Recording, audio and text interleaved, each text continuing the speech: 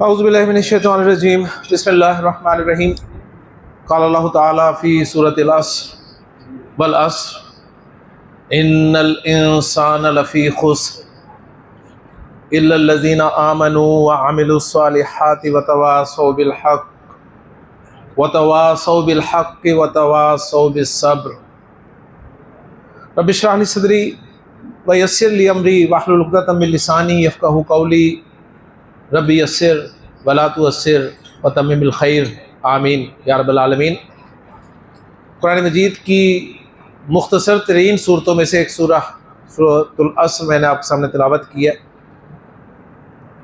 مختصر ترین صورتوں میں سے ایک صورت اس لیے کہہ رہا ہوں کہ قرآن مجید کی کوئی بھی صورت 3 آیات سے کم آیات پر مشتمل نہیں ہے، اور سورۃ العصر کی بھی 3 آیات ہی ہیں۔ تو گویا یہ قرآن مجید کی مختصر ترین صورتوں میں سے ایک صورت ہوئی۔ قرآن مجید میں سورۃ العصر کے علاوہ 2 مزید صورتیں ایسی ہیں جن کی 3 آیات ہیں۔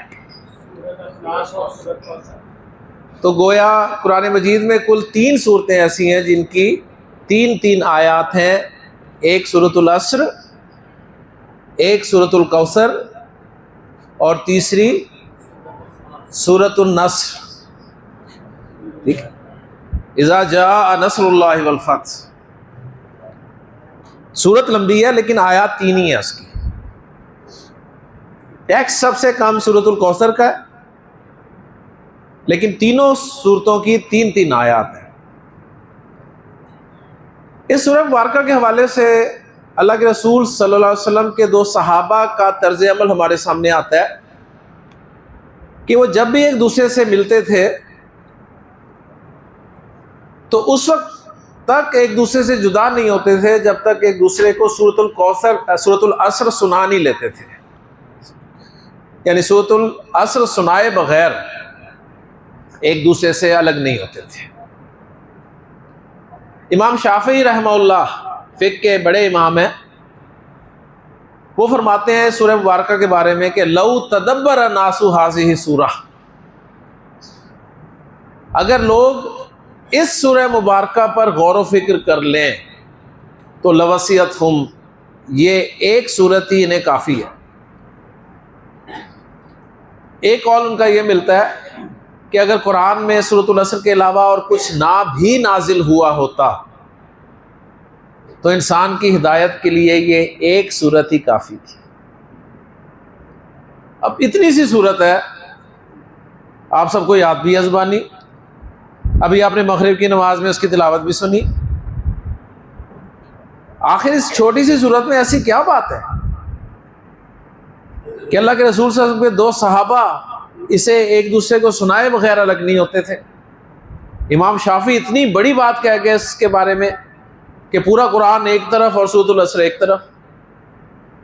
یہ انشاءاللہ تعالیٰ آج کے سبق میں ہم جاننے کی کوشش کریں گے۔ ٹاپک کی طرف ذرا توجہ دیں۔ ہم نے آج جملہ اسمیہ میں زور پیدا کرنے کا طریقہ سیکھا ہے۔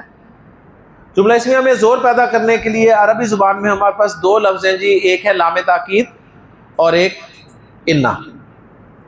دونوں سے ایک جیسا زور پیدا ہوتا ہے، دونوں میں زیادہ استعمال انا کا ہے۔ انا جو ہے جملہ اسمیہ میں اعرابی تبدیلی بھی لاتا ہے، اور وہ تبدیلی کیا لاتا ہے؟ جملہ اسمیہ کے مبتدا کو منسوب کر دیتا ہے۔ صحیح ہے؟ اب آخری بات جو نوٹ کرنے والی ہے نا وہ یہ ہے کہ جب انا جملہ اسمیہ کے شروع میں داخل ہو جاتا ہے نا تو یہ جو مبتدا ہے نا، آپ کو یاد ہے ہم نے مبتدا کو مرفوع میں لکھا ہوا ہے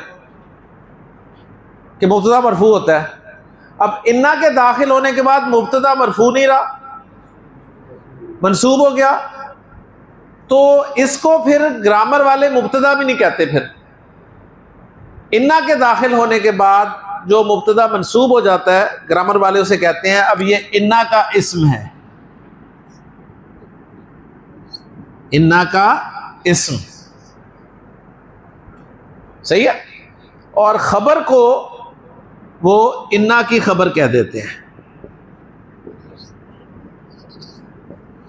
یعنی انا نے جب جملہ اسمیہ پہ اٹیک کیا تو اس نے جملہ اسمیہ کے مبتدا کو منصوب کر دیا، اس کا اعراب بدل دیا اور اس پر اپنی چھاپ لگا دی کہ اب یہ میرا اسم ہے، اور خبر کو انا کی خبر کہا جاتا ہے۔ کلیئر ہو گیا جی؟ اب مجھے بتائیے جی ابو ذر، میں نے کہا ان زیدن صالح، اس جملے میں کتنے زور ہے؟ انا کا زور ہے، اور کوئی زور نہیں ہے؟ بچے ہیں نا بھی، انہیں پتہ نہیں ہے۔ ہاں بھی داؤد، اس جملے میں کتنے زور ہیں؟ صالح کا کیوں زور ہے؟ منصوب ہونے سے بھی زور آ گیا۔ نہیں، منصوب ہونے سے زور کہاں پاتا ہے؟ کس نے کہا؟ میں نے لکھوایا کہ منصوب ہونے سے زور پیدا ہوتا ہے، میں نے تو یہ نہیں کبھی نہیں کہا۔ ہاں، انا زیدن صالح میں کتنے زور ہیں یہ پوچھا ہوں میں نے؟ 2 زور ہیں، ایک انا کا، دوسرا مجھے بھی کچھ سمجھ لو یار۔ ایک دو تو تبدیلی آئی ہے، ایک انا ایڈ ہو گیا، دوسرا زائد۔ دیکھیں میں نے آپ کو سمجھایا تھا کہ ایک زور کہنے والے کا ہوتا ہے۔ میں بار بار کہہ رہا ہوں کہ میں کہہ رہا ہوں کہ انا زیدن صالح، تو انا نظر آ رہا ہے آپ کو، لیکن میرا زور نظر نہیں آ رہا آپ کو، اتنا لگ رہا ہے اس وقت سے، ٹھیک ہے؟ تو اس میں 2 زور ہیں، 2 زور ہے، ایک کہنے والے کا جو نظر نہیں آ رہا آپ کو، اور ایک لفظوں میں زور نظر آ رہا ہے۔ اچھا، کچھ لوگ ڈھیٹ ہوتے ہیں، انہیں مزید زور چاہیے ہوتا ہے، مزید زور چاہیے انہیں نا۔ میں نے کہا جی انا زیدن صالح، انہوں نے کہا نہیں سر اور زور لائے، مزہ نہیں آیا ابھی۔ میرے پاس زور کے لیے صرف 2 لفظ ہیں جی، ایک ہے انا اور ایک ہے لام۔ انا میں نے شروع میں لگا دیا، اب میں ڈبل زور کے لیے لام جو ہے وہ یہاں پر لگا دوں گا صالحن پہ، صحیح ہے؟ اچھا، میں یہ لام زید پہ کیوں نہیں لگا سکتا؟ اس کا کیا جواب ہے اسے؟ میں نے صالح پہ لام کو لگایا ہے، وجہ کیا اس کی؟ شابش ہے؟ دیکھو نا، مجھے انہوں نے کہا جی اور زور لگائیں، تو میرے پاس انا لگ گیا تھا، تو میں نے لام لگانا تھا نا، تو میں لام زید پہ بھی تو لگا سکتا تھا، ٹھیک ہے نا؟ تو میں نے یہاں صالح پہ لام کو لگانا ہے۔ کیوں لام کو لگانا ہے صالح پہ؟ کون انا کا اسم ہے؟ ابو ذر،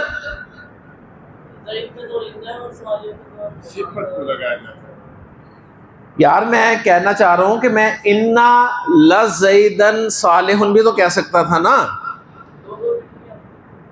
2 زور اکٹھے نہیں آ سکتے۔ یہ کس نے کہا ہے؟ میں نے کہا ہے، میں نے وجہ بتائی ہوئی اس کی، آپ کو ذہن میں نہیں آ رہی۔ ایک منٹ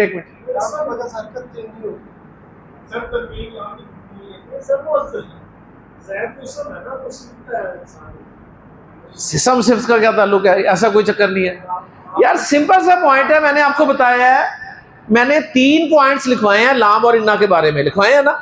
پہلا پوائنٹ کیا ہے؟ دونوں سے ایک جیسا زور پیدا ہوتا ہے، دونوں میں سے انا کا استعمال بہت زیادہ ہوتا ہے۔ نمبر 3، انا اعرابی تبدیلی بھی لاتا ہے۔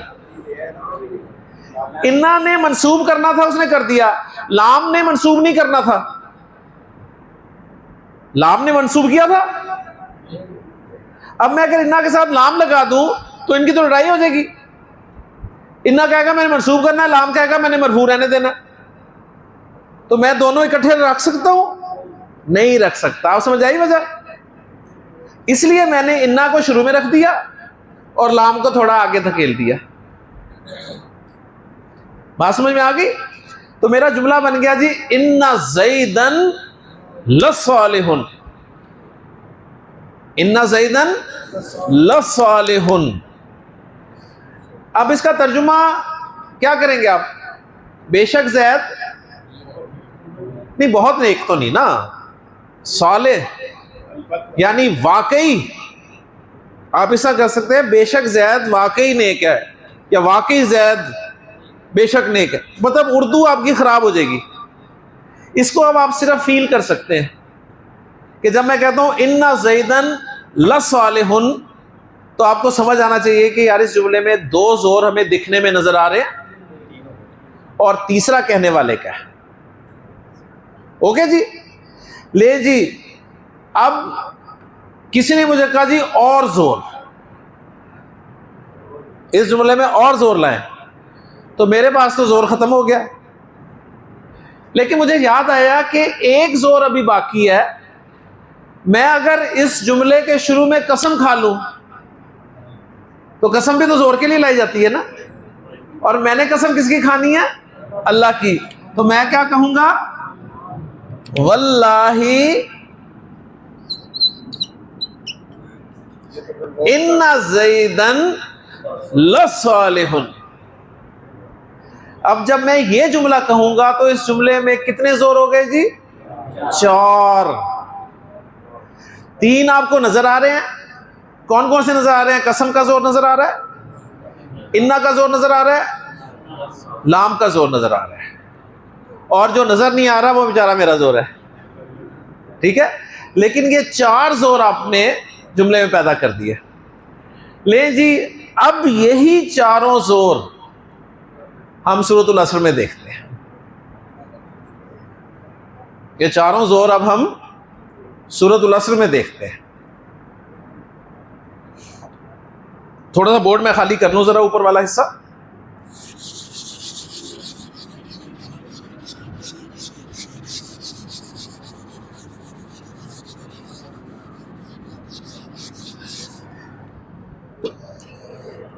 دیکھیں جی، ایک جملہ میں نے آپ کے سامنے بھی لکھا تھا پچھلے لیکچر میں کہ الانسان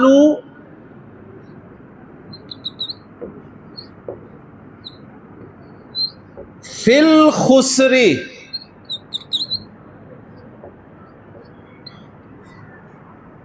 یہ میں نے لکھا تھا نا جملہ، اور اس کا ترجمہ ہم نے کیا تھا کہ انسان خسارے میں ہے، انسان نقصان میں ہے، ٹھیک ہو گیا؟ اچھا، اب یہاں پر دیکھیں میں نے خسر پہ ال داخل کیا ہے، خسر پہ میں نے ال داخل کیا۔ اگر میں اس خسر سے ال نکال دوں تو کیا بن جائے گا میرا؟ یہ خسر کیا بن جائے گا؟ خسرین بن جائے گا، یہی ہوگا نا؟ اب اس سے مفہوم میں کیا تبدیلی آئی ہے وہ ذرا سمجھے۔ جب میں نے کہا انسان الانسان فی الخسری تو اس کا مطلب تھا انسان خسارے میں ہے، لیکن میں نے خسر میں سے الف لام نکال دیا۔ اب ایک گولڈن پوائنٹ لکھیں جلدی سے۔ عربی زبان میں نکرہ اسم کو کبھی، عربی زبان میں نکرہ اسم کو کبھی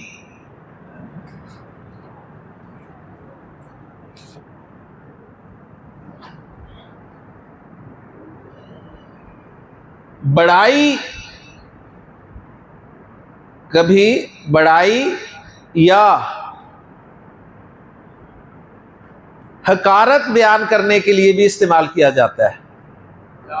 حقارت یعنی اس کی چھوٹائی۔ عربی زبان میں نکرہ اسم کو کبھی بڑائی یا حقارت کے لیے بھی استعمال کیا جاتا ہے۔ اچھا، اب پتہ کیسے چلے گا کہ یہاں پر بڑائی مقصود ہے یا حقارت مقصود ہے؟ تو وہ کانٹیکسٹ سے پتہ چلتا ہے۔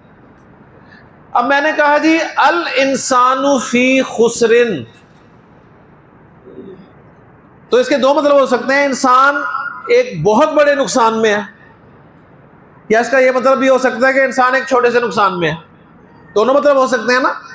کانٹیکسٹ سے پتہ چلتا ہے. اب کانٹیکسٹ کیا بتا رہا ہے؟ اب دیکھیں اس جملے کے شروع میں نے انا داخل کیا تو کیا بن گیا؟ ان الانسان. مزید زور کے لیے لام وہ آ گیا فی پر، لفی خسر.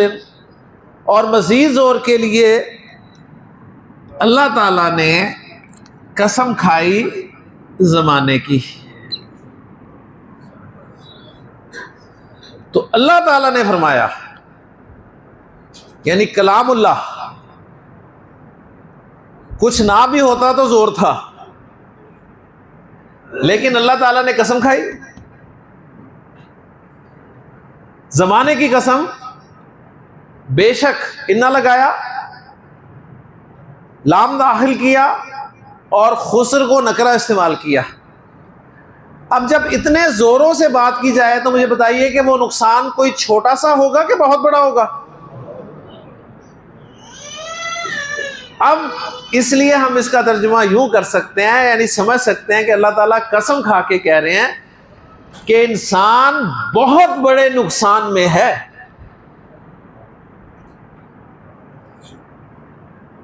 والعصر ان الانسان لفی خسر. تو چاروں زور مل گئے آپ کو.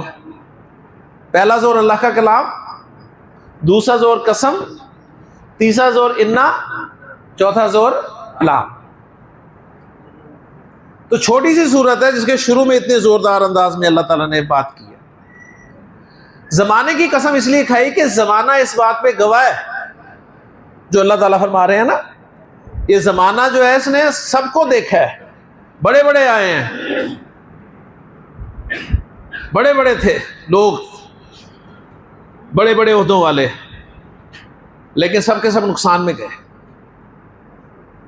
اب مجھے بتائیے کہ کس کی بات ہو رہی ہے؟ انسان کی؟ ہماری تو نہیں ہو رہی نا؟ کہ ہماری ہو رہی ہے؟ ہاں سر ہماری ہو رہی ہے نا. مجھے ایک بات بتائیں، ایک شخص اپنے نارمل چیک اپ کے لیے، جو اپنا سالانہ کہہ لیں یا منتھلی کہہ لیں یا کوارٹرلی کہہ لیں، کوئی بھی چیک اپ کرواتا ہے، ڈاکٹر کے پاس جاتا ہے. ڈاکٹر کے پاس جاتا ہے، ڈاکٹر اسے ٹیسٹ لکھ دے دیتا ہے، اور ٹیسٹ کی رپورٹ جب وہ لے کے ڈاکٹر کے پاس آتا ہے، ڈاکٹر رپورٹ پہ نظر ڈالتا ہے اور صرف یہ کہہ دیتا ہے کہ رپورٹ صحیح نہیں ہے. کوئی قسم نہیں کھاتا، کوئی انا نہیں لاتا، کوئی لام نہیں لاتا، صرف اپنا زور ڈاکٹر کہہ رہا ہے. صرف اتنا کہتا ہے کہ رپورٹ صحیح نہیں آئی. مجھے بتائیے ایمانداری سے کہ مریض کے ہوش اڑیں گے کہ نہیں اڑیں گے؟ اس کے ہوش اڑ جائیں گے صرف اتنا کہنے پر. اللہ تعالیٰ قسم کھا کے کہہ رہا ہے، انا لا کے کہہ رہا ہے، لام لا کے کہہ رہا ہے، کوئی اثر نہیں ہوا.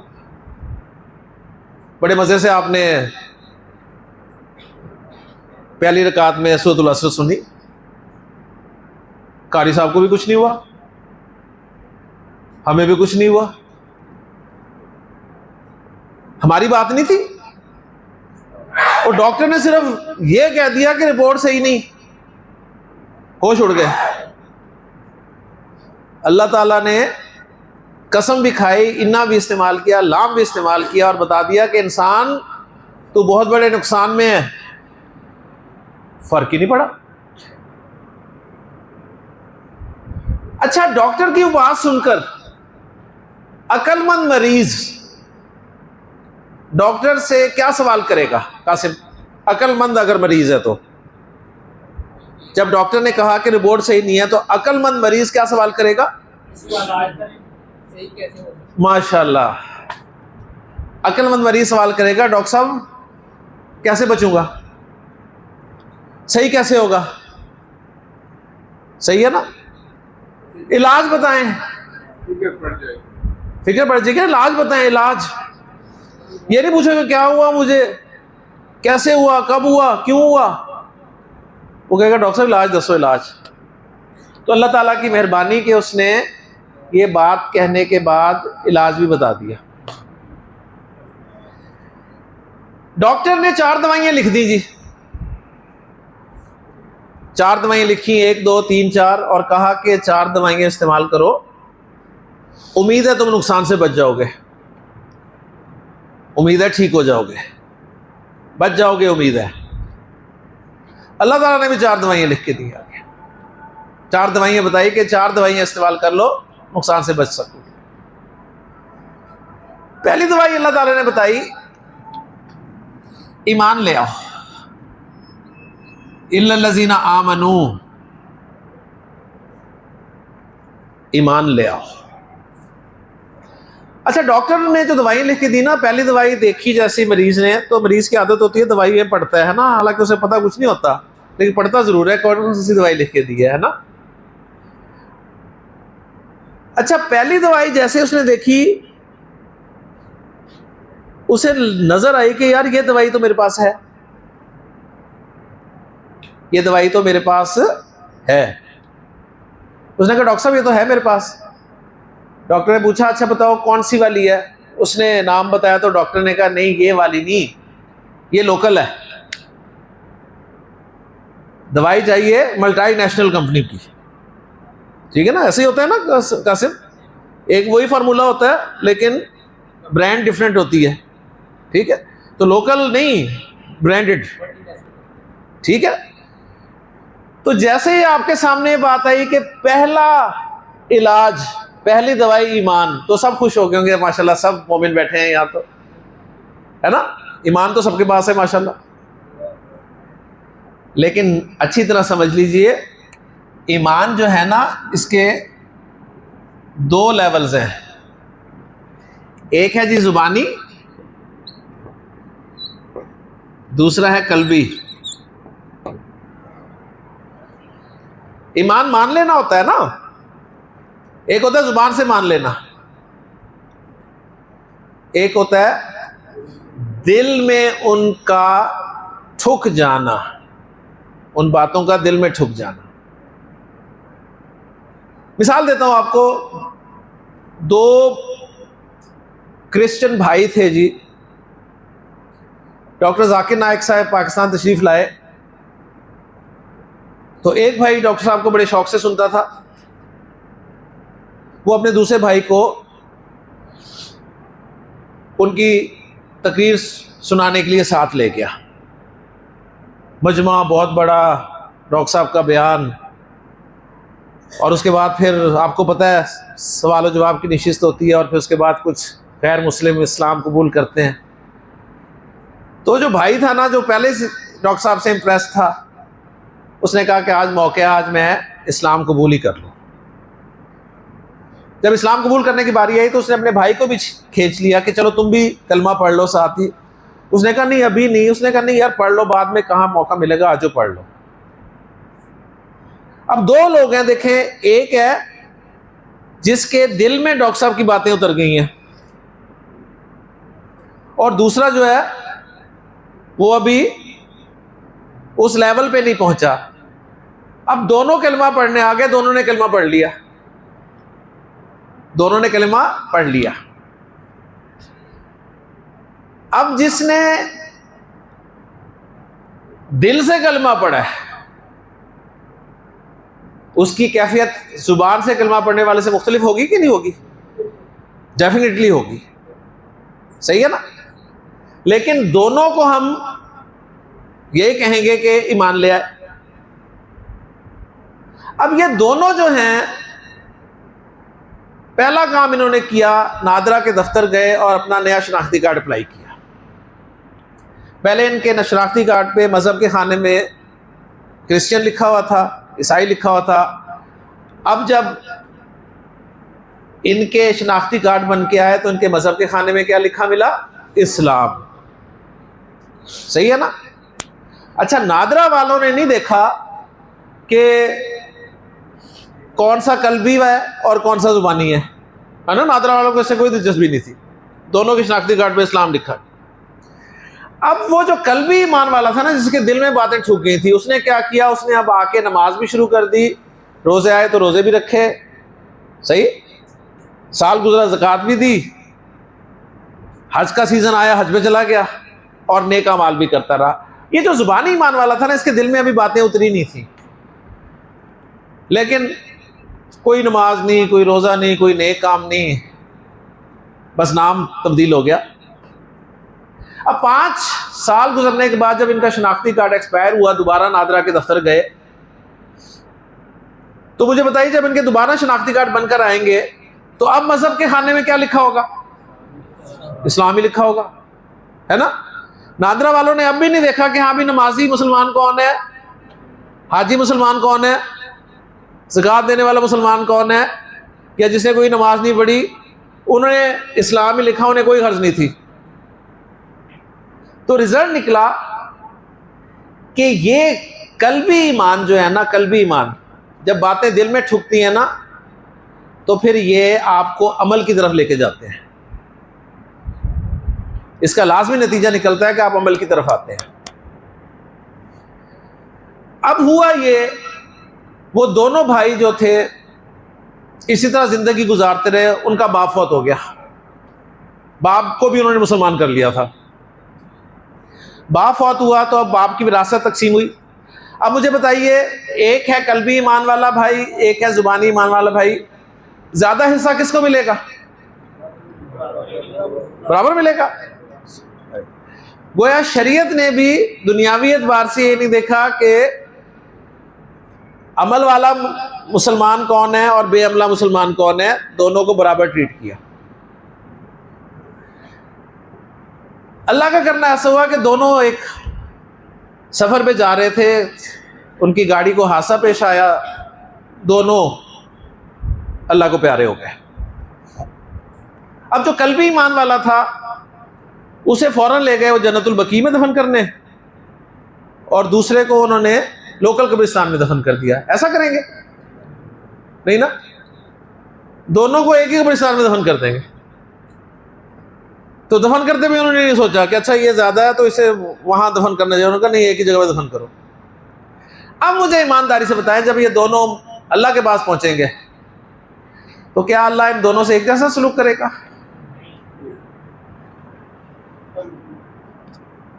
فرق ہوگا نا. تو رزلٹ نکلا کہ دنیا میں زبانی ایمان کے حساب سے ہی فیصلے کیے جاتے ہیں, لیکن آخرت میں فیصلے قلبی ایمان کی بنیاد پر ہوں گے. اور یہ وہ قلبی ایمان ہے جو دوسری میڈیسن کی طرف لے کے جاتا ہے, اور وہ ہے جی عمل صالح.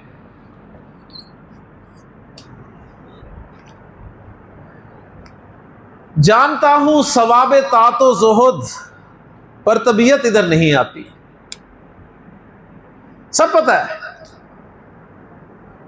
نماز پڑھنی چاہیے, روزے نیک کام کرنے چاہیے, دل نہیں کرتا یار. یہ اگر دل نہیں کر رہا نا, عمل صالح نہیں ہو رہے, تو چیک کریں یہاں کچھ گڑبڑ ہے. کیونکہ ہو ہی نہیں سکتا کہ قلبی ایمان ہو, ایمان دل میں گھس جائے اور عمل صالح نہ ہو, یہ امپاسبل ہے. تو دوسری دوائی ہے جی عمل صالح. اب ایک شخص قلبی ایمان والا ہے, نیک اعمال بھی کر رہا ہے, اور اس کے سامنے حق آ جاتا ہے, حق ہی ہے نا, اسے اللہ کی معرفت حاصل ہو جاتی ہے, اسے قرآن نظر آتا ہے کہ حق ہے, قرآن پڑھتا ہے, اسے پتہ چلتا ہے جہنم حق ہے, جنت حق ہے, سب حق ہے. تو مجھے بتائیے ایمانداری سے, وہ شخص کبھی بھی ٹک کر نہیں بیٹھے گا, اس کے اندر لازمی یہ خواہش پیدا ہوگی کہ وہ یہ حق بات جو ہے دوسروں کو پہنچائے. اپنے گھر والوں کو، اپنے دوستوں کو، اپنے رشتہ داروں کو اور دوسرے لوگوں کو، کیونکہ قرآن ہی بتاتا ہے نا کیسے پہنچاؤ۔ تو تیسری دوائی ہے تواصی بالحق، حق بات دوسروں تک پہنچانا۔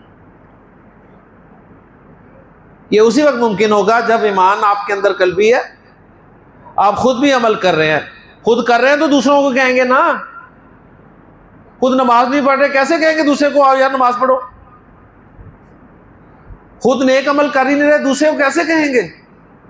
تو ان دو کا لازمی نتیجہ نکلے گا کہ آپ اس حق کو دوسروں تک پہنچائیں گے، اور جب آپ حق دوسروں تک پہنچائیں گے نا تو ایسا نہیں ہوگا۔ اب مجھے بتائیے، آپ کو پتہ چلا یار نماز کی اتنی اہمیت، اللہ کے رسول نے آنکھوں کی ٹھنڈک قرار دیا، آخری وقت آپ کی زبان مبارک پر الفاظ تھے نماز کے، نماز مومن کی معراج ہے، نماز دین کا ستون ہے، پہلا سوال نماز کے بارے میں ہوگا۔ آپ نے ساری باتیں سنی اور آپ نے دیکھا ابا جی نماز ہی نہیں پڑھتے، ابو نماز ہی نہیں پڑھتے۔ مجھے ایمانداری سے بتائیں، آپ چاہیں گے نا کہ ابو بھی نماز پڑھیں؟ اب آپ ابو کو سمجھائیں گے کہ نہیں سمجھائیں گے؟ بڑے پیار سے کیسے سمجھانا ہے یہ بھی ہمیں قرآن سکھاتا ہے۔ حضرت ابراہیم علیہ السلام نے اپنے باپ سے کیسے بات کی ہے قرآن بتاتا ہے۔ تو بڑے پیار سے آپ انہیں، والد صاحب کو کہیں گے ابا جان نماز کی یہ اہمیت ہے۔ اب مجھے بتائیے ایمانداری سے، والد صاحب آپ کی یہ بات سن کر آپ کو گلے سے لگائیں گے؟ لگائیں گے؟ مشکل ہے نا۔ والد صاحب جوتی اتاریں گے اور وہ آپ کے لگائیں گے کہ میرا پیو نہ بن۔ تو رزلٹ نکلا جب بھی آپ حق بات کریں گے نا تو آپ کو لازمی نہیں گلے لگایا جائے گا، آپ کو پھولوں کے ہار پہنائے جائیں گے، آپ کو باتیں سننے کو ملیں گی۔ اب کیا دو رستے ہیں آپ کے پاس۔ نمبر ایک، آپ والد صاحب کو، بھائی کو، گھر والوں کو باتیں کہنا چھوڑ دیں گے۔ نمبر دو، اس کام کو جاری بھی رکھیں گے اور ان کی باتوں کو برداشت بھی کرتے رہیں گے۔ یہ دو رستے ہیں، تو کون سا رستہ اختیار کریں گے؟ دوسرا والا۔ یہ جو ہے نا، یعنی برداشت کرنا اور کام کو جاری رکھنا، اس کو عربی میں کہتے ہیں صبر۔ تو اس کا لازمی نتیجہ ہوگا وہ چوتھی چیز جی، تواسی بالصبر۔ اب سورۃ العصر سنیں جی۔ اللہ تعالیٰ نے فرمایا والعصر ان الانسان لفی خسر۔ ہماری بھوک مر جانی چاہیے تھی یہ سن کے، ہمیں پریشانی لگ جانی چاہیے تھی۔ بات انسان کی ہو رہی ہے، یا تو انسان نہیں ہے ہم ٹھیک ہے، ہماری تو بات ہی نہیں ہے، لیکن اگر انسان ہے تو پھر ہوش اڑنے چاہیے۔ اللہ تعالیٰ فرما رہے ہیں نقصان ہے، اور نقصان بھی معمولی نقصان نہیں، نکرا نقصان ہے، بہت بڑا نقصان ہے۔ بچنا چاہتے ہو تو الا الذین آمنوا، ایمان لے آؤ، اور ایمان بھی کون سا؟ قلبی۔ وعملوا الصالحات، اس کا لازمی نتیجہ ہوگا نیک اعمال کرنے لگ جاؤ گے، اور جب یہ دو چیزیں ہو جائیں گی تو پھر وتواصوا بالحق، حق بات دوسروں تک پہنچاؤ گے، اور پھر جب حق پہنچاؤ گے تو جو مشکلات تکالیف پیش آئیں گی ان کو برداشت بھی کرو گے اور اپنے کام کو جاری بھی رکھو گے۔ یہ ہے سورۃ العصر۔ اب آپ سنیں کہ اللہ کے رسول صلی اللہ علیہ وسلم کے دو صحابہ جب بھی آپس میں ملتے تھے تو ایک دوسرے کو سورۃ العصر سنائے بغیر رخصت نہیں ہوتے تھے۔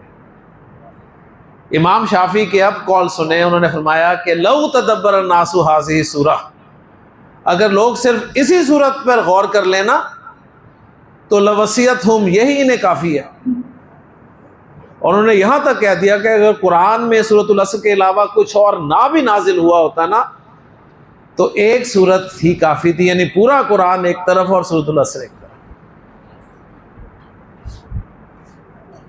تو سورۃ العصر کو سمجھ میں آئی؟ اب جب آپ سنیں گے نا تو اب ہلیں گے.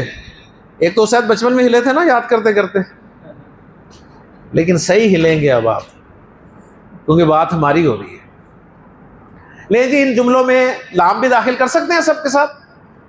ان المسلم لصادقون, ان المسلمین لصادقان, ان المسلمین لصادقون, ان المسلمات لصادقۃ, ان المسلمتین لصادقتان, ان المسلمات لصادقات. اور اگر شروع میں قسم کھانی ہے تو وہ بھی کھا سکتے ہیں, واللہ ان المسلم لصادقون. تو آپ کو کم از کم اندازہ ہو جائے گا. اب قرآن مجید میں جب یہ آئیں گی نا کہ ان الشرک لظلم عظیم, آپ کو پتہ چلے گا ڈبل زور ہے, ڈبل زور ہے. ٹھیک ہے جی, صحیح. ان اللہ لغفور. اب یہ چیزیں ترجمے میں کبھی نہیں آ سکتی, ذہن میں رکھیے گا. اب یہ آپ کو گرامر بتائے گی کہ انا بھی آ رہا ہے, لام بھی آ رہا ہے, اور قسم بھی ہے, تو اخیر ہے زور کی. اگر کہیں خالی انا آ رہا ہے, انا بطش ربک لشدید, انا لام دونوں آ رہے ہیں, ڈبل زور. صحیح ہے. شروع میں کہیں سمپل لام آ رہا ہے, لذکر اللہ اکبر, ٹھیک ہے, وہ ایک زور ہے. کہیں دو زور ہیں, کہیں قسم کے ساتھ آ رہا ہے, تو وہاں اب آپ فیل کریں گے کہ واقعی یہ زور کا کون سا لیول ہے. ٹھیک ہے جی. نہیں جی, کل مزید اس پہ تھوڑی سی بات کریں گے. سبحانک اللہم و بحمدک, اشہد ان لا الہ الا انت, استغفرک و اتوب الیک.